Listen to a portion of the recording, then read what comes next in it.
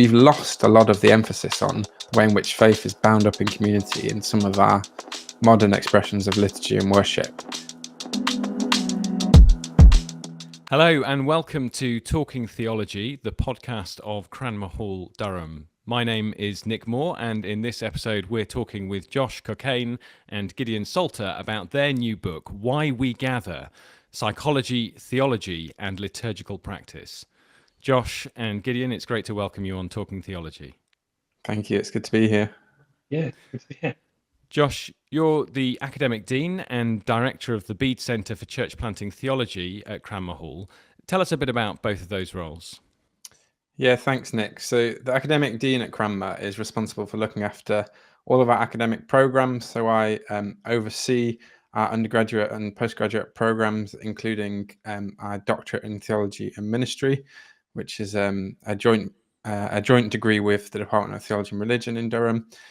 So I oversee all those academic programs, and I have responsibility for the research direction vision of the college, which is part of some of what we'll be talking about today. So of my own research.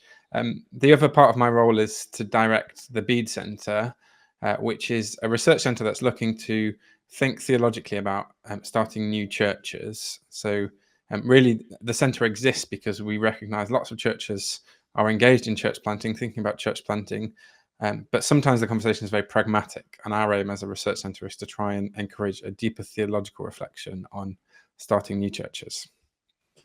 That's great, thank you. And Gideon, you're a lecturer in developmental psychology. What does that involve? Yeah, so developmental psychology is sort of the branch of psychology that deals with change over time. So, I mean, often it focuses on babies and children, but really it can be across the lifespan. So I give lectures primarily in that subject area, and that's kind of half my time is teaching and lecturing, and the other half is sort of research, which is primarily quantitative. So I collect data on infant and child development primarily. So this might be observing interactions between children and their caregivers, or running sort of little games that help us understand children's development. And so my interest is really in social and communicative development. So I kind of split my time between those two sort of roles and responsibilities. That's great, thank you. And today we're focusing on this book that you've written together. It came out a little earlier this year, and it's called Why We Gather, focusing on the theology and the psychology of gathering for worship. Could you tell us a bit about how you first got interested in thinking about the question of why we gather in worship and what happens when we do? Yeah, I'll start.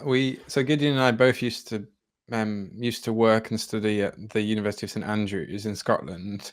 If you've ever been to St Andrews, St Mary's College, which is where the Divinity School is, and the psychology department is in St Andrews, are literally across the quad from each other, with this beautiful ancient tree in the middle. It's a really kind of idyllic setting, and I think we say in the foreword to the book that this book represents a literal crossing over of the quad at St Mary's, because actually I think that's really where the conversation started.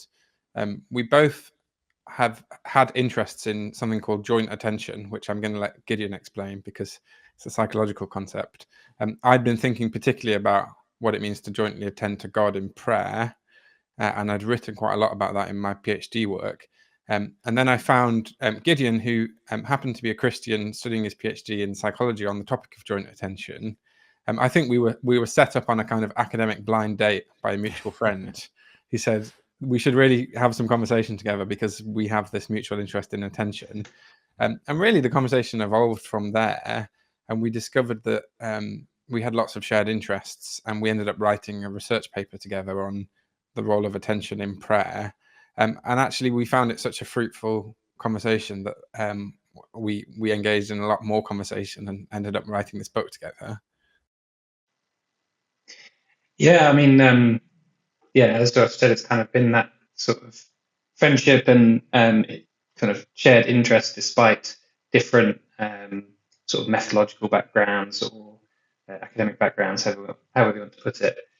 I mean, I can explain this concept of joint attention, since it will probably come up a few times. So it's basically this idea of the ability to have a shared experience of the world rather than just a sort of individual experience of the world. So I often use the example that if you're stood in a train station looking up at the list of departures, and somebody might be stood next to you also looking at that, and you're both looking at the same thing in the world, but it's not really a shared experience until maybe one of you sort of, rolls your eyes because the trains are delayed, or smiles at the other person, and that kind of, you have that kind of moment of connection, and that establishes joint attention between you and this other person. And so I think Josh had done a talk which was something like joint attention in liturgy, and so when I saw that title, I was sort of intrigued, because it's the focus of my PhD was on joint attention in infant development, and so through that we sort of started to have these conversations, as we were both in our different ways interested in this idea of having shared experiences of the world. What enables us to have these shared experiences? How does it develop in my case? And then kind of understanding in the context of worship and liturgy, where this idea of having a shared experience seems to be really key and fundamental to understanding these sort of moments of gathering together and experiencing worship together. Mm. Now, you've told us something about the physical circumstances in which you met and first began to collaborate. As a theologian and a psychologist, what were the challenges of working across your different disciplines, and what do you think were some of the benefits? I'm happy to start with the challenges, if you like. I foolishly agreed that I would format the bibliography for this book, and I think it indicates one of the big methodological differences between theology and psychology, which is that psychologists, whenever they make any claim, they cite about 6 authors, and each of the papers they cite have about 8 authors. And so actually, if you read any psychological work, you see these enormous endnotes with countless articles written by countless authors, and actually engaging with a psychologist meant kind of adapting to some of those disciplinary norms. In theology, you can write a book with very few references, really, compared to psychology, and so actually there's some methodological things about how the different disciplines think about the advancement of knowledge, about how they relate to research that's been done in the past.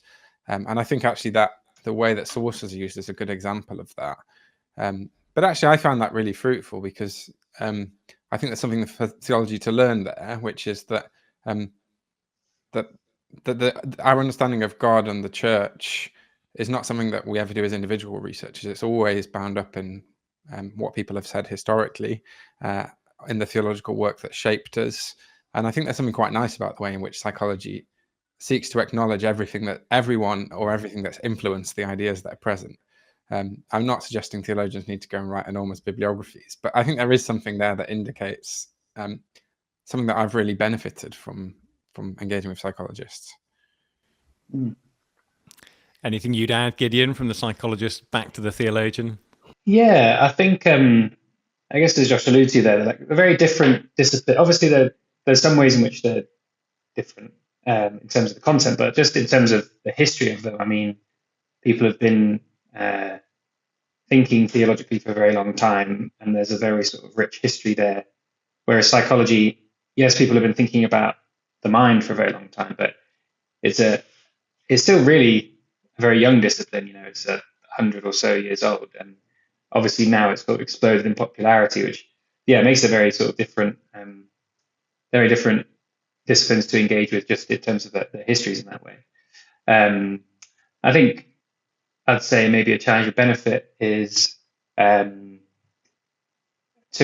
come to these theological questions and think theologically. I think when I started out, I was probably trying to do psychology of religion in this conversation, or have a conversation which was like psychology of religion, which is interesting and rewarding, but it's not theological thinking. And I think actually the more that I start to realize that it's important to lean into that and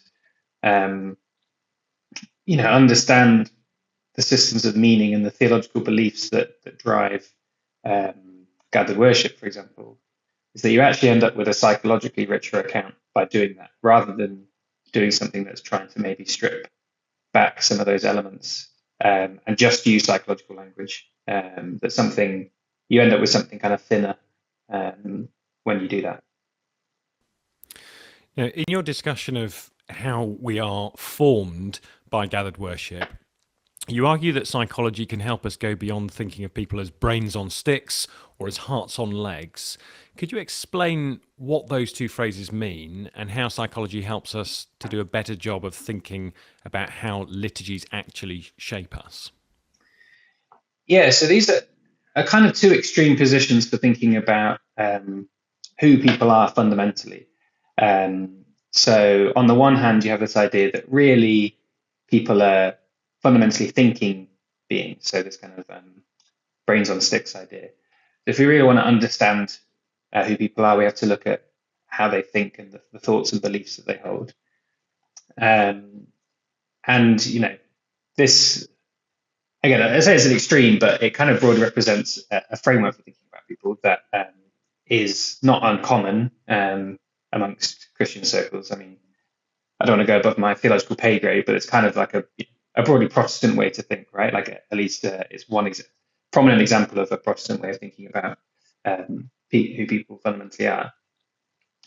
An alternative is to say, well, we're not primarily thinking beings. We're primarily feeling or desiring beings. So this is like a viewpoint associated with James K. Smith, for example. Now, that's not to say that Smith's account is like just simplistically, it's all about feelings, but there is this idea of like fundamentality that's there in both. So on the one hand, we're fundamentally thinkers, and then the response to that is actually that's wrong. We're fundamentally desiring beings.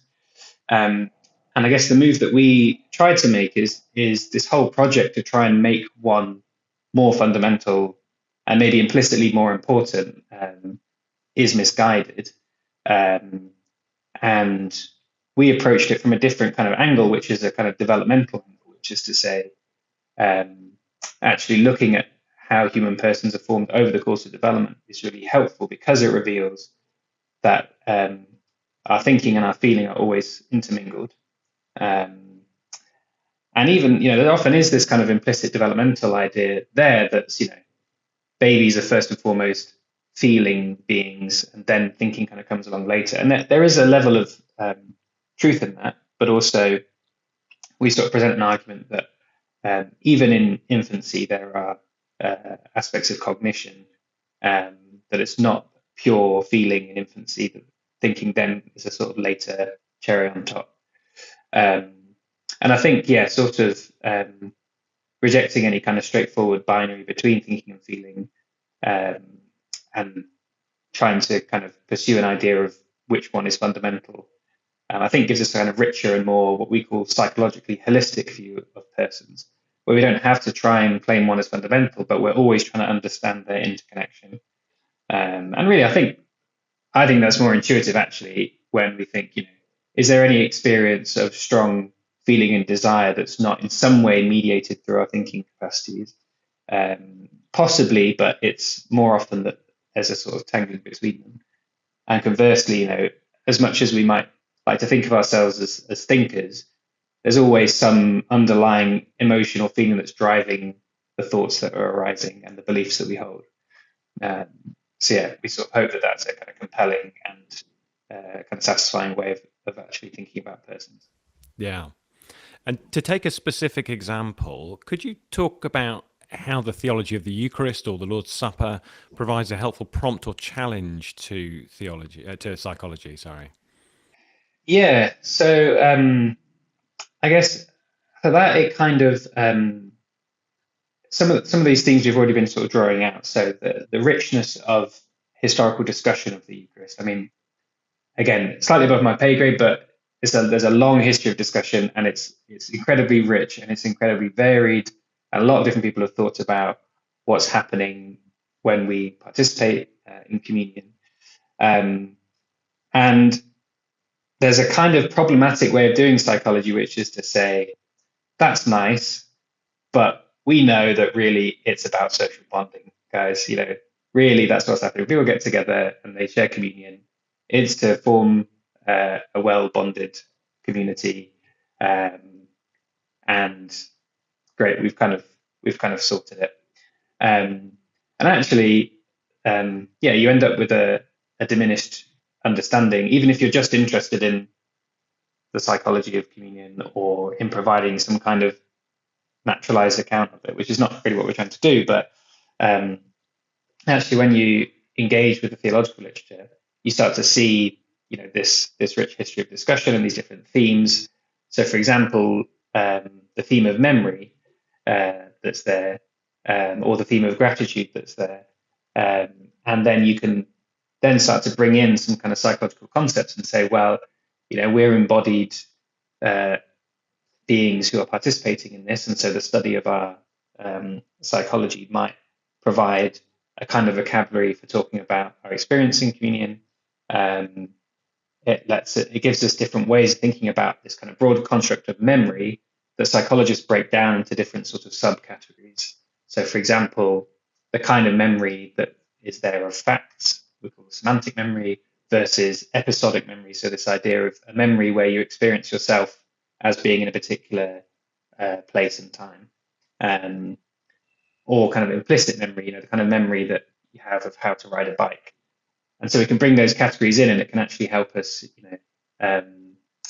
give a richer account of what might be going on in communion, or at least give us a different kind of vocabulary for talking about that's more nuanced than just memory as a sort of broad category. Great. Now, as we think about why we gather, obviously one of the big changes through COVID and then subsequently is the rise of live streamed services. And I know that a lot of churches continue to stream services, even though they're gathering in person and have been for a number of years. So Josh, I wonder about how your work, and particularly this idea of joint attention, might help us think through the issues around online church. Yeah, thank you. I think the first thing to say is what we want to resist is this really simplistic response to thinking about online worship that says, there are both two versions of this extreme. One is to say online is always bad and we always need to meet in person. And the other extreme is to say, well, digital church is the future, and we need to just get rid of this outdated mode of engaging. I think actually we want to say something slightly more nuanced than that, and I think the psychology actually can really help flesh that out. So think about the example Gideon was giving us earlier of the looking up at the train timetable together, and how the way in which that becomes a shared experience between two people. One of the things that we explore in the book is that this sense of an experience being shared with another person has a kind of layered effect. So we talk about in the book, imagine if you get to the train platform and you get in the back of a taxi. There's a sense in which at the beginning of that experience, there's a kind of rich embodied interaction between you and the taxi driver as you talk about where you're going. But as the journey goes on, you might kind of doze off or look out at your surroundings. But there's a sense in which, because of the environment, that experience is still shared, even though you're not actively engaging with the other person. And there are ways in which that kind of experience could be kind of extended even further. A good example, I think, is when the World Cup is on. There's a sense in which I might be on my own watching England play terribly in my own house. But there's a sense in which I know that that most of the country are watching alongside me. So that if I was just to text Gideon in the middle of the game and say, that was a horrendous challenge, there wouldn't need to be a frame of reference, because there's an assumption in which that's a shared experience, even though we're not even in the same space, because of our kind of background beliefs, because of the ways in which we've been this has kind of culturally shaped our experience. So actually, we think some of those ways of thinking about how experiences of sharing the world are complex, and they exist on a scale. They're not binary. Our experiences are not either shared or not shared. There are some examples like the World Cup, which are slightly more complicated than that. I think that's a really helpful way of thinking about worship, because it helps us to see that the kind of paradigm example of gathering together in one space is absolutely much richer. It's able to engage us in interaction with other people around the presence of God, around the Word of God. But actually, it's not the only way in which church community can be shared. And there's a line from one of my favorite theologians, Evelyn Underhill, who says that the Christian spiritual life is personal, but it's never private. That our prayer and our spirituality is always bound up within the community of the church. And Underhill means that not just the people we go to church with, but the global communion of the church, the body of Christ as it extends over history and it extends geographically.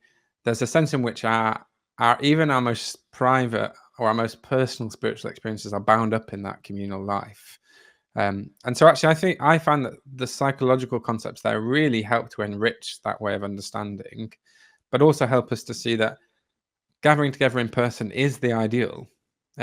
It's still able to engage us interpersonally in ways that online can never do. But it doesn't mean that there aren't any other experiences of worship that aren't shared. So I think that's been a really helpful concept for me in framing how we understand worship. Can I dig a little deeper on how online worship or online experiences might work then? Because in your World Cup example, it seems that what's important is that you're all watching it at the same time. You're watching it live. So is synchronization important? I guess with online church, perhaps our ideal would be you're watching it at the same time as and participating in that way at the same time as other people are in the building, and you're doing that simply because you're traveling or you're unwell. There's a reason why you can't gather physically. Is synchronized worship, which sounds a bit like a thing like synchronized swimming, but is synchronized worship better than watching on kind of catch up, as it were? Yeah. I mean, I wouldn't necessarily use the language of better or worse. What I would say is that synchronized worship, if we want to use that phrase, of worshipping at the same time as someone, I think is more able to generate that sense of something being shared. That's not to say that watching something asynchronously can't create a sense of sharedness. I think it's a slightly different sense of sharedness. There's our college principal, his daughter is on Bake Off at the moment, and so actually the college is full of people talking about Bake Off. My guess is that actually not everyone's watching it at the same time. I watched it last night when it wasn't live, but actually, if I went into the dining room at lunchtime, I'd still be able to kind of participate in the Bake Off conversations, even though actually watching it was asynchronous. So I don't think it's quite as simplistic as saying like if it's synchronous, then it's shared, and if it's not, then it isn't. But absolutely, I think doing something at the same time as people is a way of engaging with that. I remember when I was a curate in the pandemic in a church in Scotland, and my training incumbent, the rector of the church, wanted to do online church, but was really against using YouTube because he didn't want the kind of phenomenon you're describing where people just watch at their own leisure. And one of the things that he did, even way after the pandemic, was he bought this enormous widescreen TV. It's a kind of quite a traditional church, so this was quite a shock for the congregation to have this enormous TV in the front of the church. But he would put the Zoom gallery on the TV, even like months after we were allowed to start meeting in person. And for those people who were shielding or at home, he would often invite them to give a reading on Zoom on the TV. And I thought that was a really nice example of how actually, in that sense, online gathering was more shared. And actually, even after the pandemic disappeared, I went back and looked at what they were doing, and there were still some people online, some people that were very unwell and had not been able to get to the church in decades, were there on the big widescreen TV at the front of church. And so in that sense, I think online media facilitated a greater sense of sharedness in that particular context than we had even before COVID.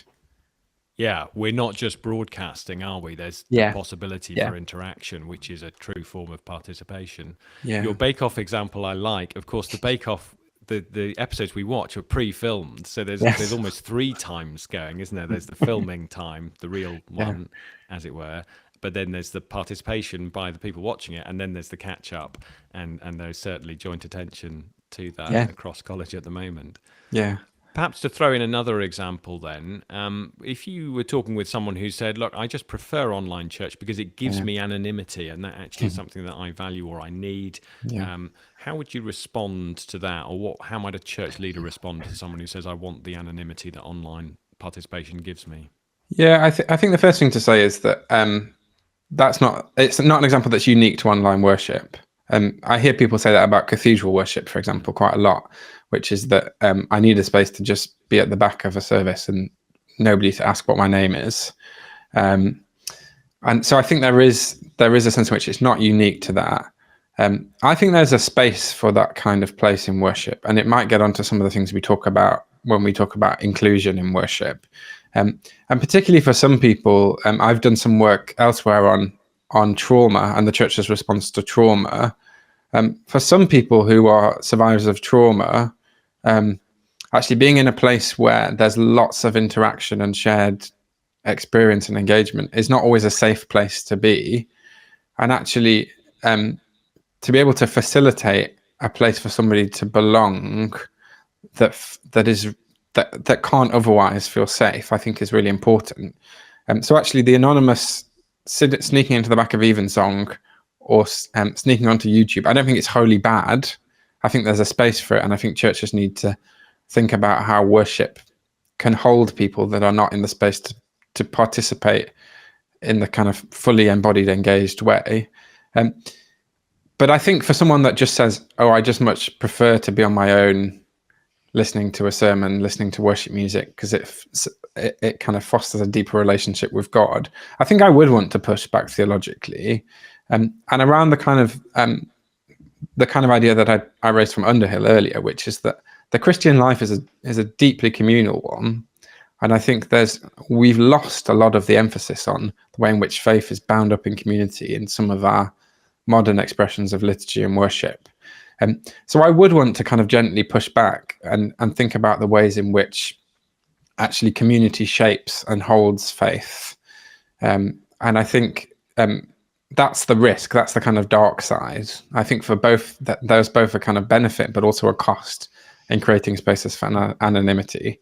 And I think challenging that's complex, isn't it? Because you don't want to challenge individualism at the expense of people that can't participate healthily. So you don't want to kind of scare off the people that are there, because this is about as far as they can go at the moment.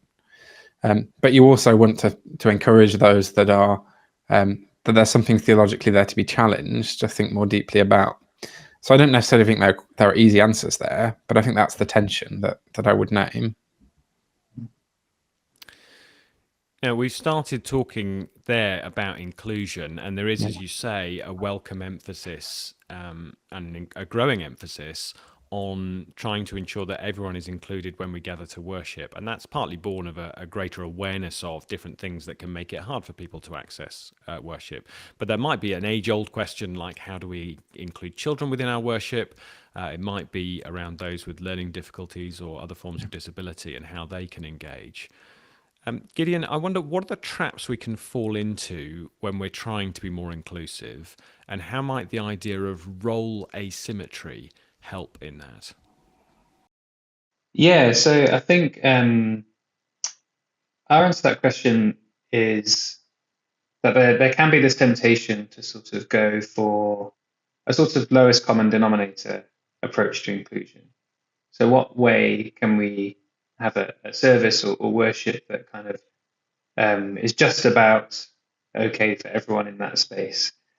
And I guess the potential issue with that is that it kind of ends up not really being satisfying for anybody in the attempt to be inclusive to everybody.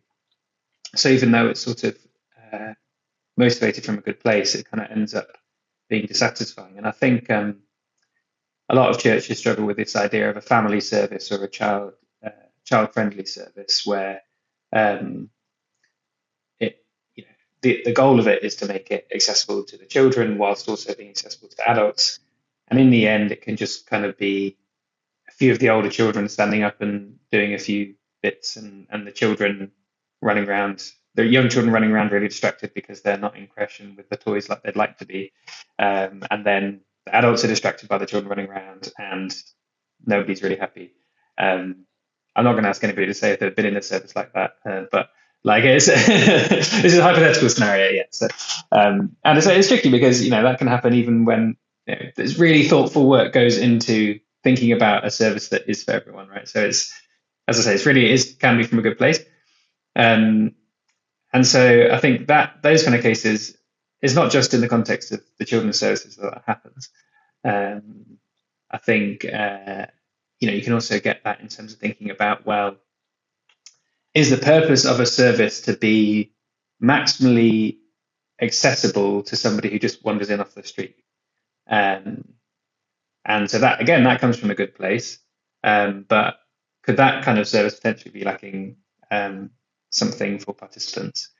So we explore this idea of role asymmetry, which is this idea that to have a shared or an inclusive experience, it doesn't require everyone to be participating in the same way, which I think is intuitive, but I think sort of leaning into that and understanding that that's it's not necessarily a novel idea, like it's there in the Hebrew Bible as well, this idea that there's different kind of participation for the priest and for the member of the congregation, and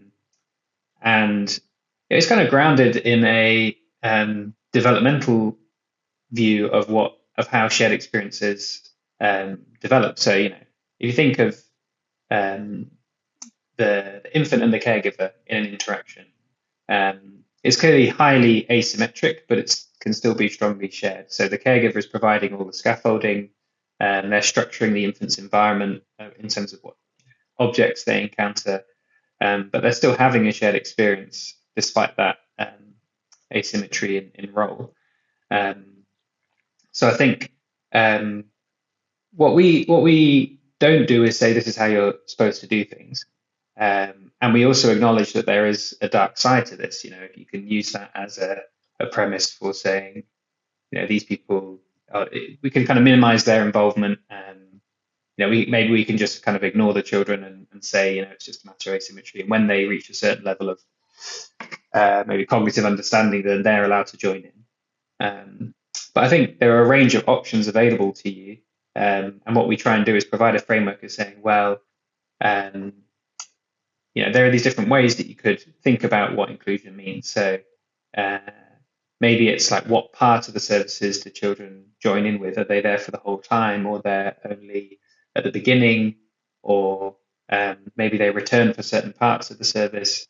And so their role is not symmetrical with adults, but it can be adapted so that those moments where they can participate, you kind of maximize that in whatever way suits your sort of church environment. And I think it's also, I guess, a kind of a broader view of what participation means. So we kind of pose this question, does it matter that an infant is present in the service? Like, what changes? Because you could say, well, at the end of the day, they're just a baby. It doesn't really matter if they're there or not. But of course, we do have a sense that it matters. Everybody who's there, who's present, regardless of their intellectual abilities, regardless of their level of understanding of what might be going on, is participating in the shared experience. So how do we develop a way of talking about that recognizes that variation, that asymmetry, and then help churches think through how they want to approach structuring their worship in a way that is inclusive in that sort of sense. Mm-hmm. And do you think there's a tension between allowing for different members of the community to engage in different ways, and then on the other hand, the idea that liturgies actually shape us in large part as we engage in them together? How could you help church leaders think through navigating that tension? Josh, perhaps you'd like to speak to that. Yeah, I think there is a tension, and we talk in the book about the power of doing things together. So there's a whole kind of discussion around synchronous movement and the power that has to bond communities. And in the large part, that literature is focused on doing actions at the same time as other people, like military drills are a good example, where military foster a kind of deeper sense of community because they're used to marching in time with each other, quite literally. So they're more, they feel a kind of deeper sense of community. And I do think there is a tension there within liturgy. A good example might be we at Cranmer have, we're quite a diverse student body. And so it's not uncommon to be in a worship service with a charismatic evangelical and an Anglo-Catholic. And I'm always keen to point out to students that both those traditions might be very different, but they're both very bodily in the way that they're both very embodied in the way that they engage with worship.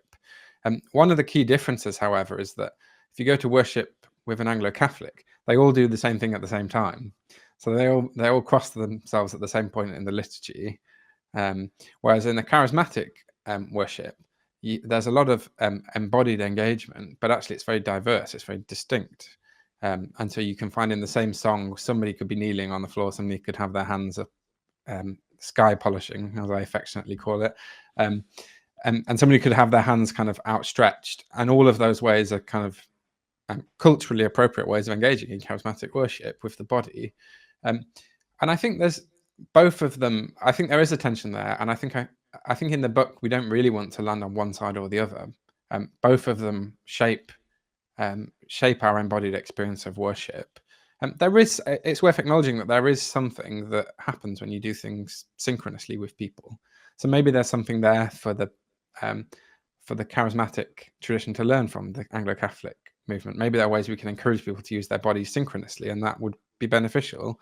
But equally, I think there are probably things that the more Catholic-leaning tradition might learn from the charismatics there about the ways in which creating more diverse modes of participation can actually include people that feel excluded from liturgy. So I think there is a tension, but I think it's worth engaging both ways with that tension and making sure that there's space both for synchrony and engagement, but also there are plenty of places where there can be diverse participation in the same liturgies. My liturgy tutor at college used to say to us that liturgy should always be ambiguous because it has to hold together the joy of the couple who just got engaged and the sorrow of the mother who just lost her son in the same service. It has to be ambiguous enough to hold that diversity of responses. And I think there's something to that. And I think one of the ways we might think about that is by thinking more deeply about this question of inclusion and where there are spaces to include people that think differently, that have different experiences, that are just coming into worship from a different place. That's great, thank you. And it does sound like the book offers not only the invitation to open up those questions, but also some tools that might help people reflect on precisely that. Final question, and I'd love to hear from each of you on this. You're both Christians, you're both engaged in worshipping communities. Could you tell us about how this research has shaped your own engagement in worship? Yeah, I can go first. I think there's good things and less good things. I think initially, when I kind of got into the stuff with Josh, I would sit there and kind of do a sort of meta reflection of what was going on, and slightly take myself out of the moment because I'm, in a way that was kind of interested and curious.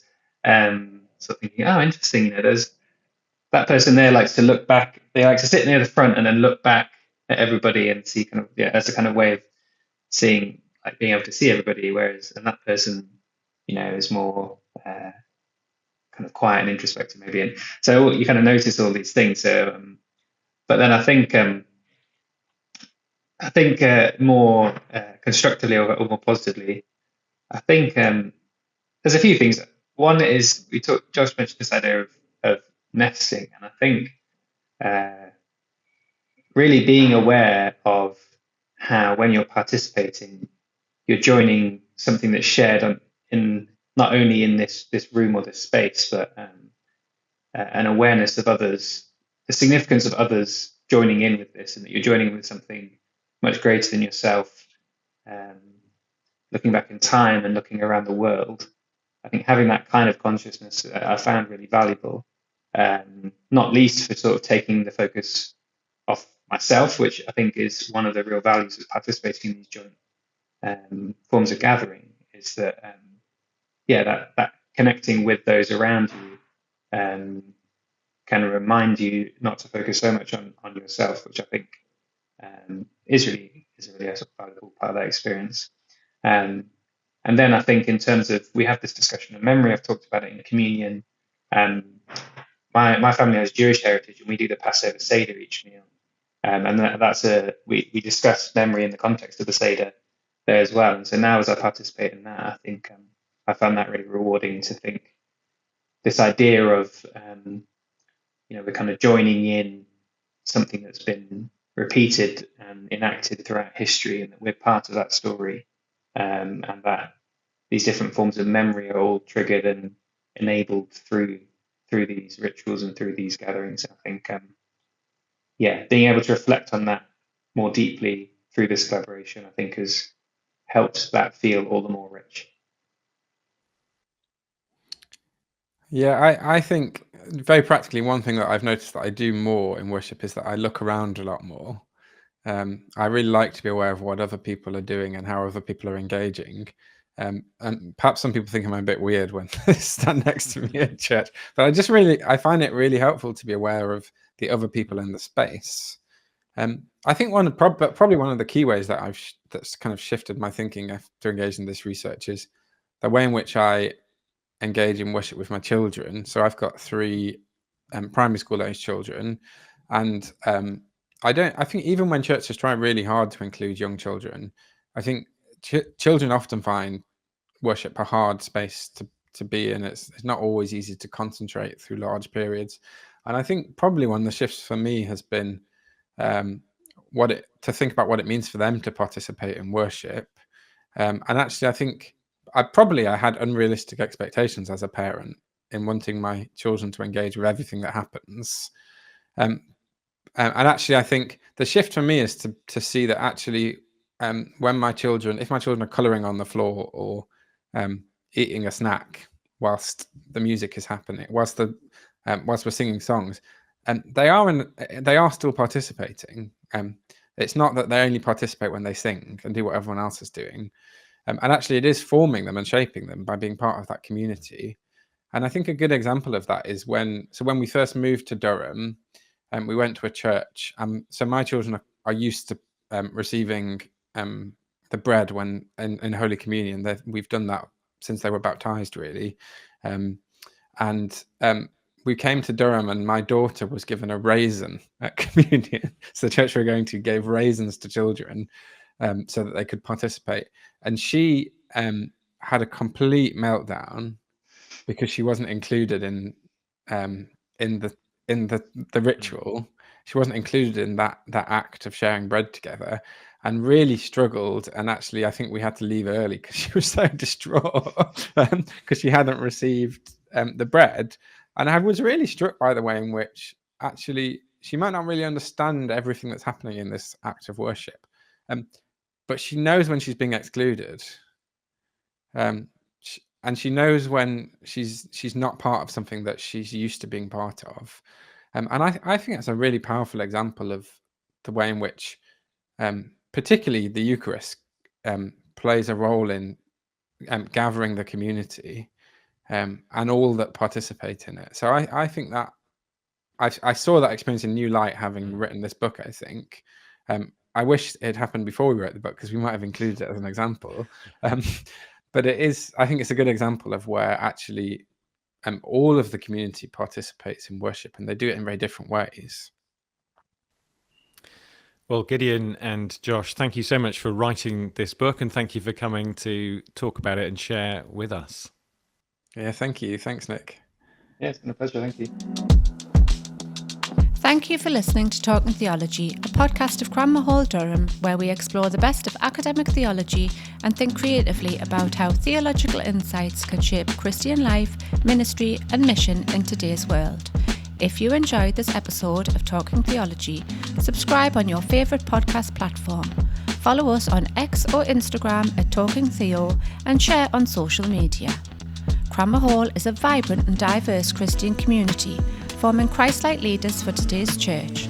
We offer training courses and degrees from BA to doctorate, available full-time and part-time, and we are home to students from a wide range of churches. Bursaries and scholarships are available to help with the cost of study. For details, visit our website, cranmerhall.com.